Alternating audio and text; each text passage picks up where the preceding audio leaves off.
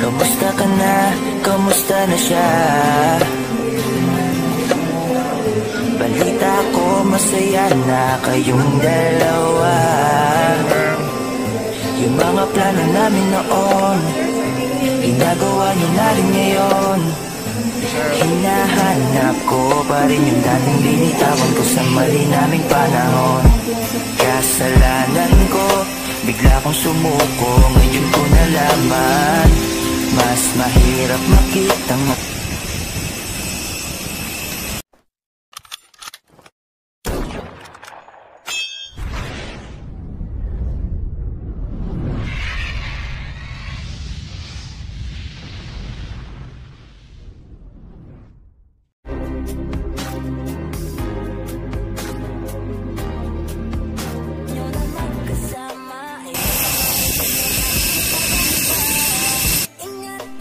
Ayan guys, galing tayo ng Katiklan, Bailan at pumunta tayo sa Calibo International Airport upang mag-flight to Maynila. So nandito na tayo ngayon sa loob ng Philippine Airlines para hanapin ang ating upuan.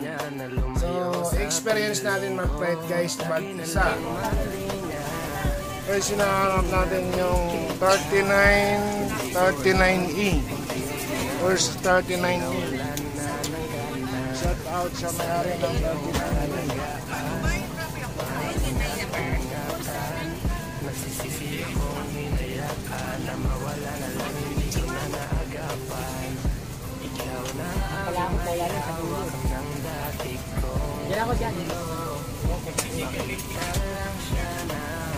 Ayun guys, nakita na natin ang upuan at sa tabi mismo tayo ng bintana. So ma-experience natin kung gaano kaganda ang view sa baba. Dahil tanaw natin ang paligid. So kung nakikita nyo guys, take off na kami. Papunta na kami ng Maynila at dito kami ngayon sa lugar kung saan makikita nyo ang mga kabundukan sa Calibo. At napakaganda ng tanawin sa baba dahil nandito tayo sa taas. So, i-experience natin at i-enjoy nyo yung mga view na aerial. Kung baga sa himpapawid nang gagaling ang ating view. At maganda ang panahon sa ngayon dahil ang flight natin ay umaga. So, yung mga kadalasan kong flight guys, imagine gabi. Pagdating mo sa naturang destination ay madaling araw, so wala kang makita.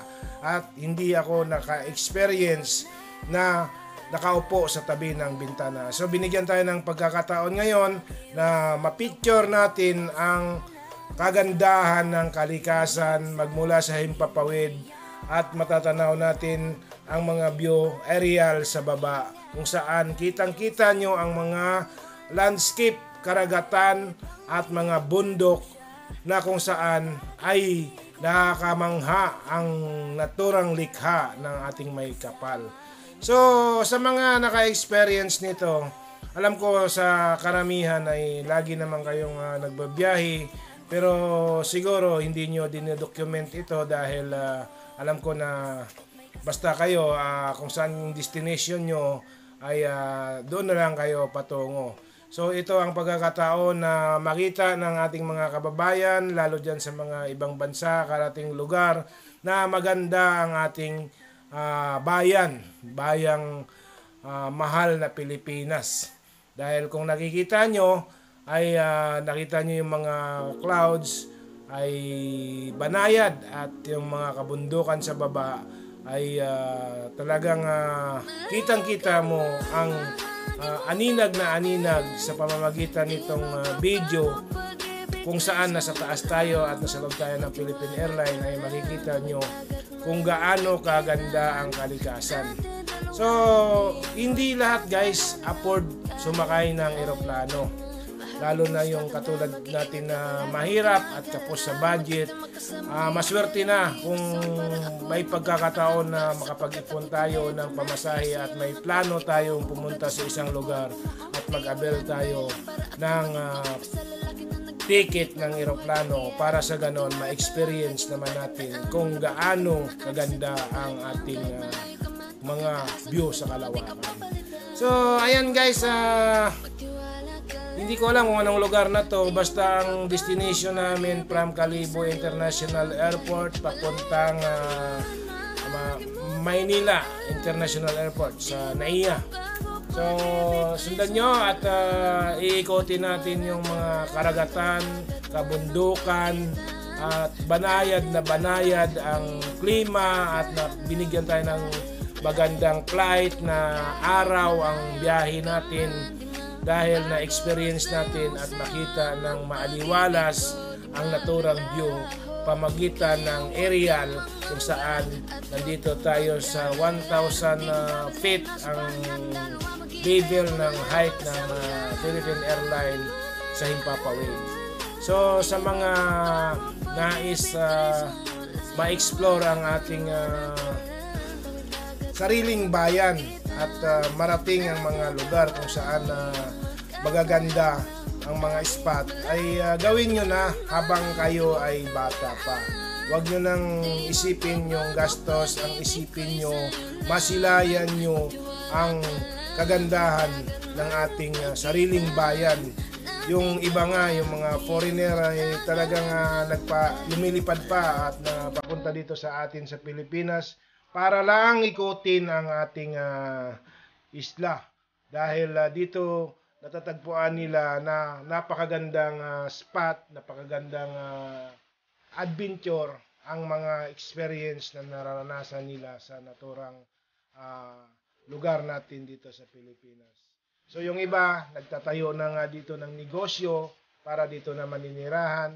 Samantalang tayo mga Pilipino ay bibihira lang ang makakapunta o makasakay sa eroplano, lalo na yung mga kababayan nating kapos sa budget, kapos sa financial para mapuntahan ng isang lugar at matsilayan man lang kung gaano kaganda ang mga tanawin at spot dito sa atin sa Pilipinas.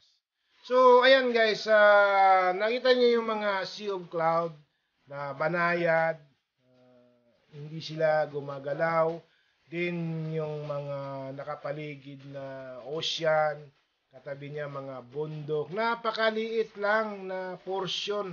Kung titingnan mo magmula dito sa taas at titingnan mo diretso sa baba, ay napakaliit. Kahit gaano ka man kalaking building dyan, ay napakaliit pa rin titingnan kapag nandito nang gagaling ang view sa taas. So ganun guys, ganun siya hindi mo ma-explain kung paano mo siya unawain.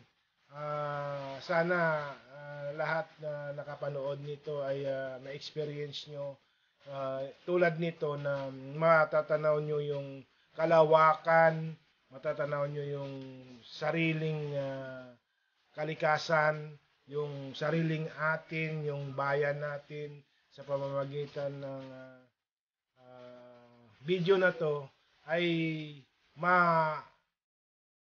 ma-experience nyo rin kung gaano kaganda ang mamasyal or mag-travel sa ibang lugar para makita nyo ang kagandahan ng ating bayan. So ayan guys, malapit na kami sa Maynila at maya-maya lang ay lalanding na kami sa NAIA International Airport. So diyan makikita mo tanaw na tanaw yung mga kabahayan, may mga establishmento, may mga bundok, may mga lugar na kung saan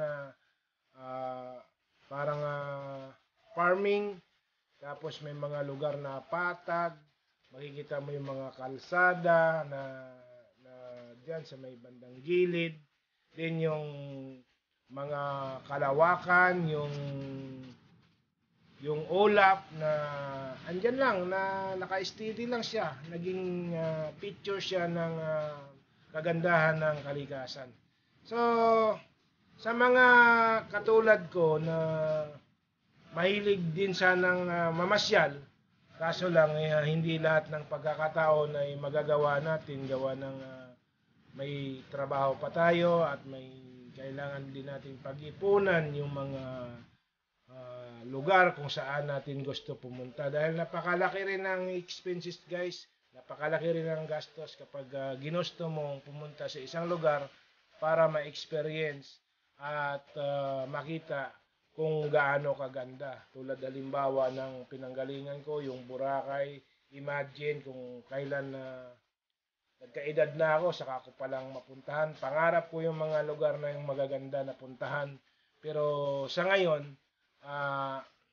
siguro magagawa ko na yan pagdating ng araw na ako'y magre-retiro.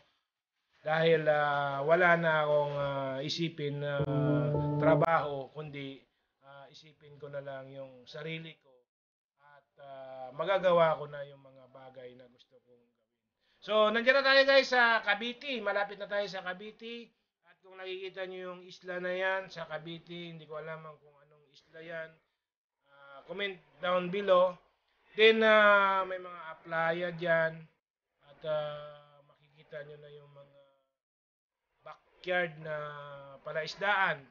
Diba? May palaisdaan dyan at maya-maya ay nasa Paranaque na tayo. Then ang estimate time arrival natin sa NAIA dapat ay 11 pero dahil maganda ang panahon at banayad ay 10:45 Philippine Airline crew ay maaari na tayong lumanding ahead doon sa estimate arrival time. So, Cavite na tayo guys. Cavite, tatawid na tayo ng Cavite. Then, papunta na tayo ng Paranaque. Ayan, nakikita nyo na yung Ras Boulevard, nakikita nyo na yung MOA, nakikita nyo na yung Dalampis. Sabi ng Manila Bay. At makikita nyo na yung mga building na malalaki sa Manila. At, ayan, turn na tayo at papunta na tayo sa runway ng NAIA International Airport. So maraming salamat guys sa pagsusubaybay nyo sa mga video ni Happy Climbers. Kung bago lang kayo dito sa aking YouTube channel, please subscribe.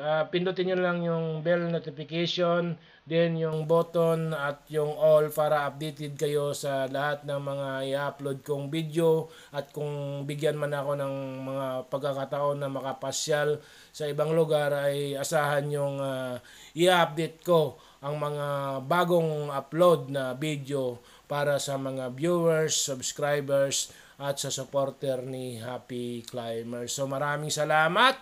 At lalapag na tayo at mabuhay ang Philippine Airline sa magandang assessment at magandang flight.